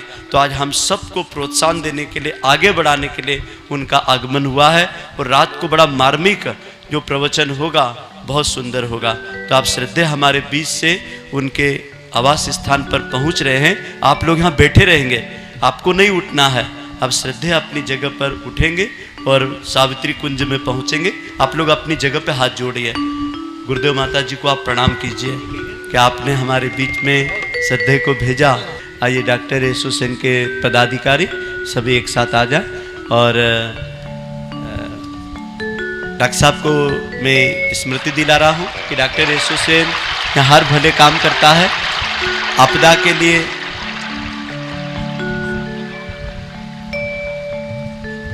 स्वास्थ्य आंदोलन के लिए आपदा में भी हमारे साथ पूरा डॉक्टर एसोसिएशन काम करता है।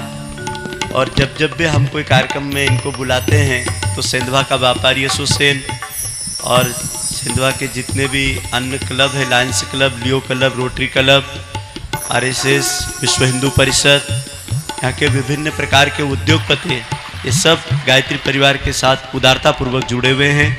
श्रद्धेय का उन सब के लिए खूब खूब प्यार और आशीर्वाद है।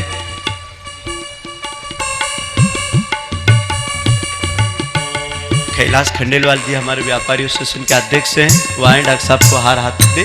डॉक्टर साहब कुटिया के लिए प्रस्थान कर रहे हैं।